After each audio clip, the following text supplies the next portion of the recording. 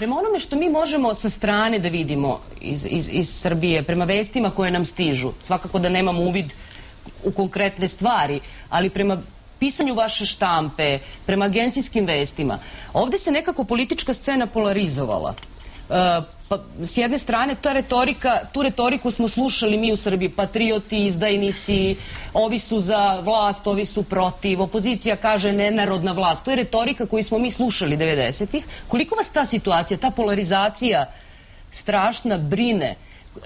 Koliko, kako da kažem, iz iskustva koje je Srbija imala sa tim, sa efektima takve polarizacije, koliko vas kao premijera brine ta situacija? Znate što, normalno je da ima politička borba. Normalno je da u demokratskom društvu postoji politička borba. Naše društvo je demokratsko, imamo veliki broj partija i prirodno je da te partije teže da dođu na vlast. Prirodno je da kritikuju protivnike i da kritikuju vladajuću partiju. Ali prirodno je i da vladajuća partija odgovori na te napade i da ih demantuje, ukoliko u njima ima neistina. Znači, sve ovo razumem kao jednu demokratsku atmosferu. To smatrate demokratskom atmosferom. A koliko je demokratska atmosfera slike... To ima u svakoj zapadnoj državi. Slika je ista. Imate napade opozicije, proteste, optužbe opozicije, odbranu vlasti i kao odgovor opoziciji pokretanje i pružanje projekata. Kako što ima isporučenje na projekte od ova vlast. Sasvim sigurno znate da se ceo region bavio slučajem vaše lokalne televizije u kojoj je policija upala, finansijska policija i tako dalje. Mi smo se time isto bavili u Beogradu, izveštaje smo dobijali i gledali smo te slike. I sad, koliko je to stvar demokratske atmosfere? Ili da postavimo ovako pitanje. Kako vi kao premijer možete da objasnite tu sliku koju ste poslali izvan granica Makedonije, da je policija u jednom mediju? Znate što, za mene kao premijera najvažnije je da imamo sprovođenje zakona koji su jednaki za sve. U ovom slučaju postoji dugotrajan pokušaj inspekcije državnih institucija da sprovedu kontrolu, odnosno reviziju poslovanja 6 preduzeća čije je sedište na istoj adresi. Mislim, 6 firmi koji što se osnovani i stacionirani na jedna adresa.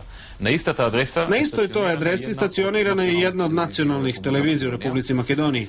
Inspektori i državne institucije su jako dugo sprečavani da uđu i urade reviziju poslovanja kao u svakoj drugoj firmi.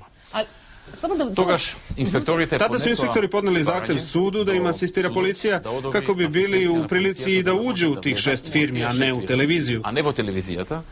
I to da bi proverili rad preduzeća.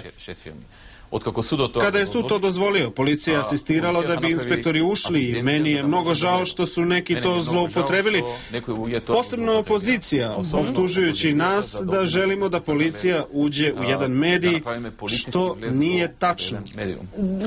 Što to nije točno. Da, zato što ja dolazim... I to se vide, zato što... Ja dolazim iz medija u koje je upadala policija.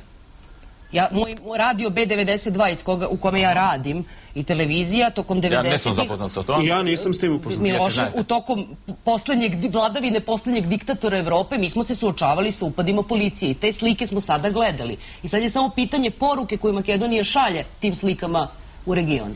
Znači, nemaše upad na policijata vo televiziju. Znači, nije bilo upada policije u televiziju. Asistencija na policijata. Postojala je asistencija policije inspektorima da uđu u firme i naprave kontrolu firmi registrovanih za prodaju voća i povrća, pakovanje smokija i prodaju smokija i slični konditorski proizvodi. I slični konditorski proizvodi.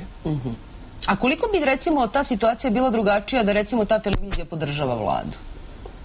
Da nije ocenjena kao opoziciona? Situacija bi bila ista i ne bih rekao da je ta televizija opoziciona. Ta televizija izveštava neki put opoziciono, neki put realno i objektivno. A koliko ste se, recimo, zbog te situacije... U svakom slučaju, ta televizija jako dugo radi na makedonskoj medijskoj sceni. U svakom slučaju, to je televizija koja što raboti dug period na makedonskата politička scena. A koliko ste se, gospodine Grojevski, zbog te situacije, te lokalne televizije, vi kao premijer sada suočili sa kritikama iz Evropske unije, dodatno.